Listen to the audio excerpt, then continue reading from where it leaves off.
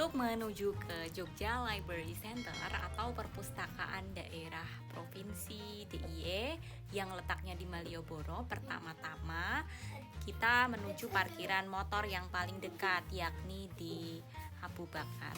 Menurut informasi salah satu rekan, yakni Mas Aziz, kalau beruntung di lantai 3 parkiran Abu Bakar akan mendapati pemandangan kereta api seperti ini.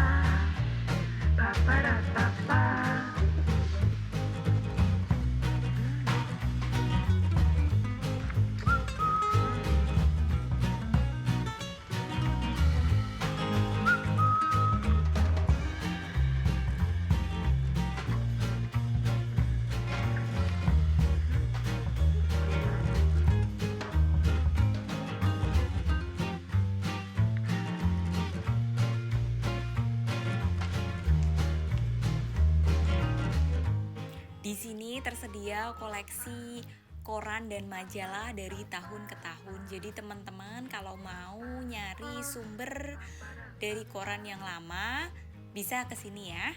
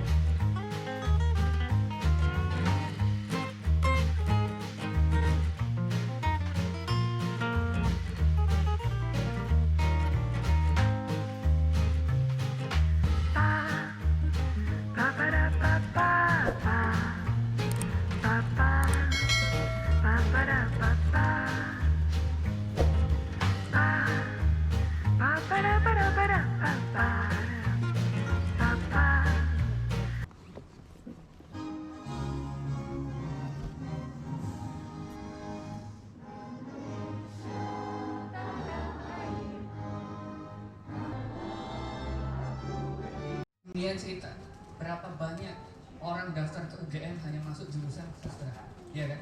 Anda di sini bisa langsung bertanya ke Mas Soleh, ke Mas Latif, ke Pak Heri, langsung tanpa harus registrasi, tanpa harus bayar SPP, tanpa harus nunggu semester 3 di mata kuliah penulisan prosa, ya kan? Berapa banyak orang di Indonesia yang mendapatkan gelar dari mengkaji karya sastra? Berapa banyak orang yang jadi sarjana, bahkan ibu sarjana sastra? Iya, ibu jadi SS. Kemudian ada juga yang lain-lain. Berapa banyak orang jadi magister, jadi doktor? Berapa banyak orang yang bekerja menggunakan gelar sarjana sastranya yang dikaji melalui mengkaji karya sastra, wisudanya, kebanggaannya yang kemudian dikonversi jadi modal ekonomi, modal sosial, cara bekerja itu dari mengkaji karya sastra.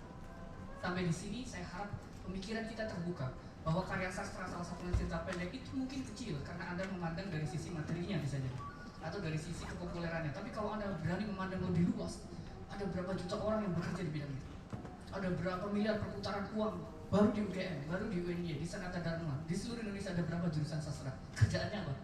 Mengkaji karya sastra, iya kan? Hanya saja karena uniknya yang dibina itu adalah para pengkajinya dan penulisnya itu kadang-kadang karena tidak ada jurusannya, itu sehingga terasa kecil. Sehingga komunitas-komunitas seperti ini, pelatihan-pelatihan ini menjadi penting. Nggak semua orang se-Indonesia kenal Pak Heri ya, tapi saya selalu bangga karena sepenggemarnya saya kepada Pram, saya nggak pernah diajari apa-apa sama Pram. Saya hanya baca karyanya. Kalau Mas Eka mungkin karena saya belajar di Jakarta juga ya, itu beda konteks. Karena dia lah, sehebat-hebatnya media lain, Minggu Pagi lah yang menerbitkan karya saya. Jadi saya selalu mengatakan dia adalah guru saya, Mas Latif adalah guru saya. Kedepan saya harap konsepsi ini dipegang. Selain tadi kita tahu susastraan itu punya yang lebih banyak orang, bagi menjadi banyak sekali. Secara teorinya teman-teman yang masih muda, Asep dan seterusnya itu masih gampang. Tapi kalau sudah bekerja, berkeluarga, kemudian masih nulis, itu misterius bagi saya. Bekerja di dalamnya, di tim risetnya. Jadi kita harus tahu bagaimana cara penulis itu bekerja. Mungkin yang hari ini kita teladani itu, kita tekuni itu ya bersama. Dan kenapa tadi saya meminta teman-teman kita mendengarkan kesaksian-kesaksian beliau? Karena kalau kita ingin diterbitkan, kita kan harus tahu ukuran kurasinya itu seperti apa. Tadi kan ditanyakan itu kan, sebetulnya cerita menarik dan tidak menarik itu apa? Pertama, itu ada ilmunya. Ilmu S3 sampai S3 kan, ilmu sastra itu kan, ada ukurannya kan, jelas itu, keilmuan. Pertanyaannya sejauh mana keilmuan itu relevan? Kemarin baru saja saya kuliah tadi disuruh ngajar di kelas. Saya bilang, hampir semua penelitian sastra itu kan mengkaji apa yang ada di karya sastra, sehingga dia karya turunan, karya kedua. Tidak ada, kalau saya menyebut tidak ada karena saya belum menemukan yang mengkaji bagaimana karya sastra itu ditulis.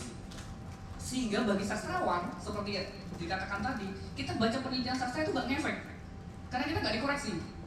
Koreksi di level-level tertentu. Sehingga tadi, kalau semua tidak mencapai yang tertinggi, jangan kecil hati, karena Anda akan berperan.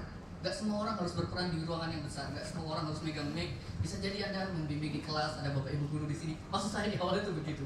Kira-kira dari saya gitu nih, Ustaz. Monggo. Tadi setelah kita tuh belajar tentang tokoh, kita belajar perasaan orang lain dalam cerita itu yang meskipun itu seorang, dan itu membuat kita peka kan gak semua orang berani jujur, gak semua orang, dan itu melatih karakter lah kalau orang kita.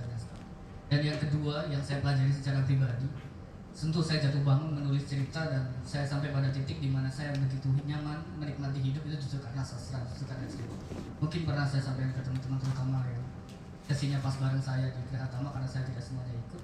Saya sering bilang dulu saya saya mengalami banyak masalah, meskipun saya keliling dunia jatuh bangun, tapi saya diselamatkan melalui novel. Saya sering bilang itu karena ketika saya frustasi, saya lihat karena saya sudah mengoleksi karya sastra dunia ya sejak saya kuliah. Tokoh-tokoh di halaman pertama itu tidak pernah tahu apa yang akan terjadi di halaman 10, di halaman 5 atau di halaman terakhir, tetapi penulisnya pasti tahu. Dan itulah hidup kita. Kita hari ini di sini kita tidak tahu, tapi penulis kita tahu, sehingga saya merasa nyaman setiap kali saya menulis cerita. Saya meyakini cerita saya juga ditulis. Sehingga kalau saya sedih, ngapain saya sedih? Saya dituliskan untuk seperti ini. Kalau saya sedang merasa hebat, itu pun saya berdegup di dalam kehebatan saya hanya dideskripsikan. Sesederhana itu sebetulnya yang menurut saya, ini secara hikmah saya pribadi yang saya ambil dari kesusahan sampai hari ini. Sehingga kadang saya, namanya hidup itu ada masalah ya, jadi saya merasa nyaman saja. Oh, saya dideskripsikan seperti ini. Bahkan saya pun tidak begitu sombong, tidak boleh sombong, karena saya dideskripsikan seperti ini. Sebagaimana Bapak Ibu kalau nulis cerita deskripsikan tokohnya, ya kan? Bahkan sebelum tokoh itu ada, cerita tetap berjalan. Tokoh itu nggak ada pun, cerita tetap berjalan. Yang penting sebetulnya penulisnya. Kita hari ini bisa ditulis, itu sebuah keanugerah. Sebagaimana tokoh-tokoh cerita masih untung loh. Tokoh cerpen kan hanya 3 ya, dari sekian ribu umat manusia. Sebagaimana kita kan sebuah kemungkinan yang dahsyat masih hidup sampai hari ini, belum dihapus, belum didelete, belum dikembalikan oleh redaktur. Ya itu hikmah yang saya ambil, yang saya kira juga teman-teman bisa menikmati itu. Sehingga kalau teman-teman katakanlah gagal, pasti ada yang tidak dimuat, saya yakin itu ya. Ini bahkan jangankan dimuat ya, ikut kelas ini sudah banyak yang ditolak Bu, yang daftar antrian. Saya belum lihat antrian BPJS seperti antrian seperti ini. Itu ya hikmahnya yang bisa diambil saya kira dari menulis karya sastra, terutama cerita. Saya tekankan itu. Kalau persoalan kualitas itu bisa dipelajari Bapak Ibu dan teman-teman semua. Saya sudah bilang di awal, saya menulis itu karena saya sungguh-sungguh ingin sesuai jurusan saya dan saya mempelajarinya. Dan semua hal itu ada tekniknya sampai detailnya sekali. Saya belajar menulis itu tidak main-main, sampai ke dalam negeri, dan saya bahkan belajar cara menempatkan kata sehingga saya tahu. Mungkin Bapak Ibu hanya membaca karya sastra mungkin Murakami atau Marquez atau karya sastra Indonesia dan seterusnya. Tapi saya sampai pada tahap menuliskan ulang. Saya bahkan tahu di mana mereka menempatkan kata sifat. Kapan mereka menggunakan pengulangan 3 hal. Jadi misalkan contoh ini teknik sedikit ya. Kapan-kapan. Jadi tekniknya begini. Kayak waktunya sudah habis ya. Tekniknya gampang sekali ya. Jadi kalau Anda mendeskripsikan sesuatu, itu minimal ada 3 hal.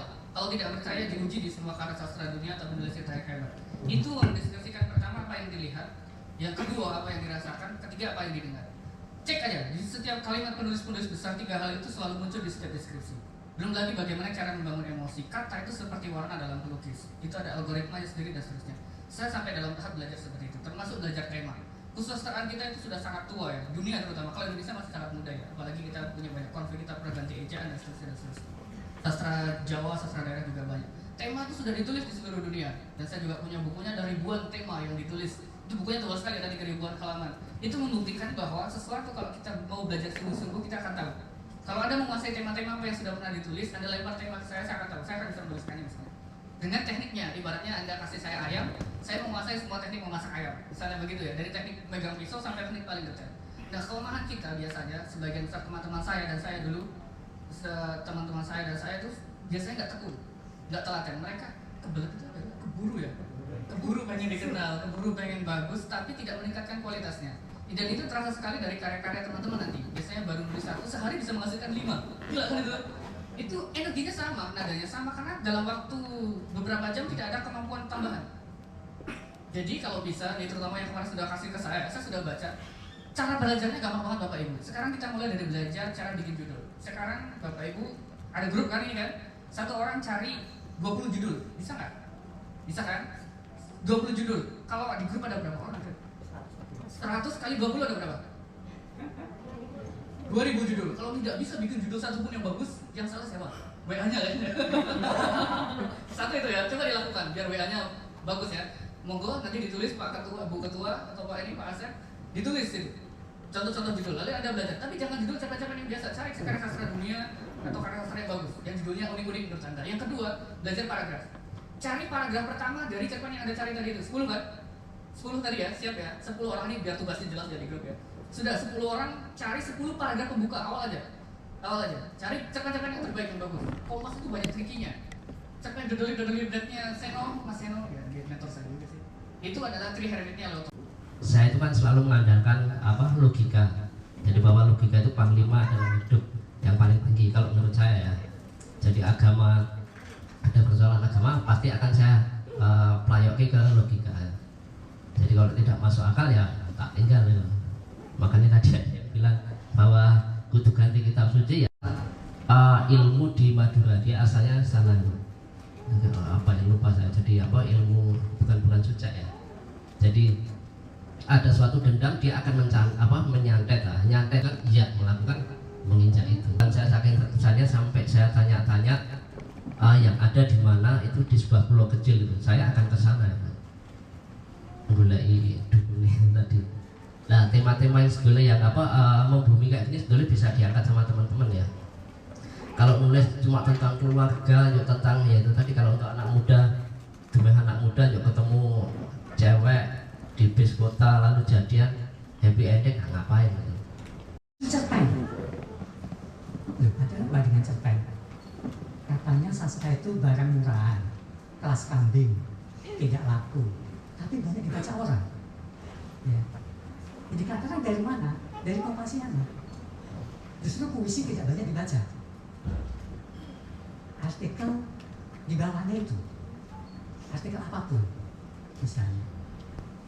Kalau ditanyakan, jangan-jangan Pak Heri bukan penulis yang terkenal sehingga artikelnya tidak disukai orang. Ya tidak itu. Ada yang berterima kasih ke saya, guru-guru itu. Pak Heri tulisannya sangat bermanfaat, membimbing saya sebagai penulis pemula. Berarti kan bagus nih. Ya sombong dikit lah, nyala DWT barang nggak ada yang menghargai. Nggak apa-apa. Ya. Saya kembali ke masa lalu, sudah saya ceritakan kepada teman-teman bagaimana saya yang orang paspal, orang pasti alam, tiba-tiba terjerumus ke kuliah ke Fakultas Sastra. Ya. Dan itu saya tulis di Kompasiana, judulnya Dendam Terhadap Guru Bahasa Indonesia. Ada di situ saya tuliskan betul-betul. Jadi apa yang saya alami, kadang-kala menginspirasi saya dan saya tulis. Saya tidak peduli. Karena bagi saya kucing itu bisa menjadi binatang kesayangan, tetapi juga bisa membuat persoalan nasional, terutama di perumahan. Bisa gontok-gontokan itu. Ya.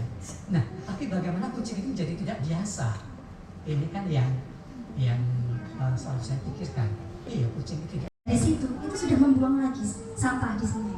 Nah, kemudian sebenarnya saya ingin menuliskan hal itu dalam sebuah tulisan yang berjudul Hilangnya Kemaluan. Nah itu, tetapi pada saat itu dianggap terlalu vulgar dan saya diminta mengubah judulnya. Jangan Mbak, jangan hilangnya kemaluan, nanti persepsinya berbeda gitu. Nah apakah itu memang terlalu vulgar? Mohon penjelasannya, terima kasih. Terima kasih. Sudah ada 3 penanya dan ini sesi terakhir yang kelihatan jamnya. Vulgar itu lebih menyangkut satu agama, 2 soal seks. Ya. Cerpen saya yang ditolak oleh Minggu Pagi oleh Mas Latif misalnya, itu karena di situ bahasanya memang terlalu vulgar, bukan apa-apa. Konfliknya bagus, tapi bahasanya ada yang perlu diperbaiki. Dan saya menyadari itu. Ya. Oh iya, oke, mungkin maksudnya Mas Latif. Ya, dia tidak berani. Mas Edi, saya tidak berani membuat tulisanmu karena saya kasusnya bisa hancur gara-gara cerpen Mas Edi. Oh iya. Saya hilangkan kata-kata yang vulgar, bahkan bukan hanya kata-kata itu, perbuatan yang mengacu ke vulgar itu pun saya hilangkan. Ya. Di situ saya cerita soal fotografer itu ya cerita pribadi dan jajannya. Dialog. Apakah saya memerintahkan untuk mengeksekusi anak buah saya itu karena sebagai komandan atau sebagai kekasih? Konfliknya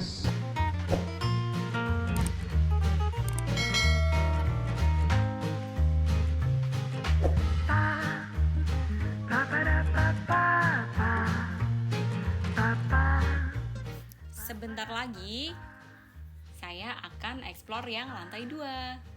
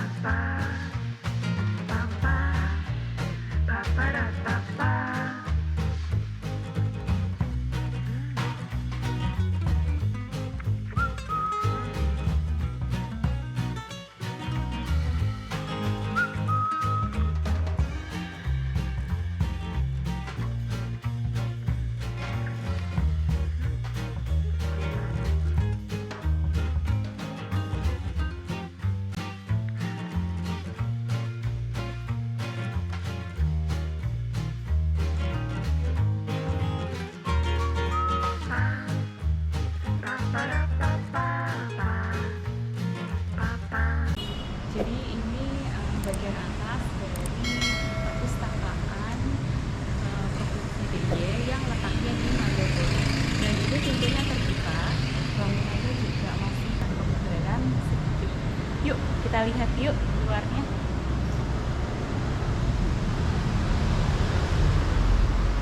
Nah kalau dilihat di sini, ini juga masih model lama jendelanya, begitu juga dengan pintunya. Kayunya juga tebal, bahkan engselnya ini juga engsel lama. Ini modifikasinya bisa dilihat di AC karena untuk menjaga buku-buku supaya kelembapan suhunya itu tetap seimbang. Ya, oke gitu ya.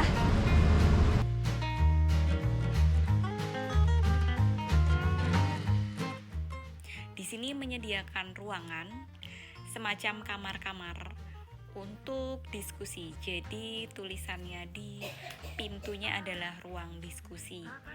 Sementara yang di luar ini ruang baca seperti pada umumnya. Dan ada tempat duduknya ya, karena di lantai 1 tadi konsepnya lesehan.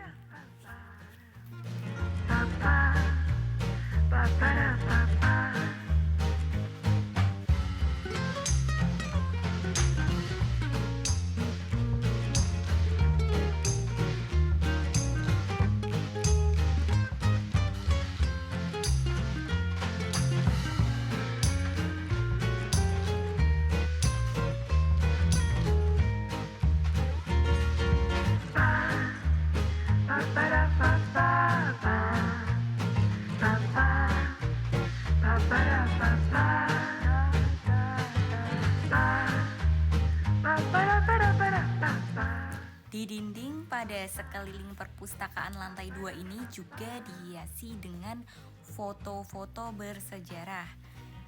Misalnya ada foto Bapak Soekarno sedang meresmikan monumen atau bangunan.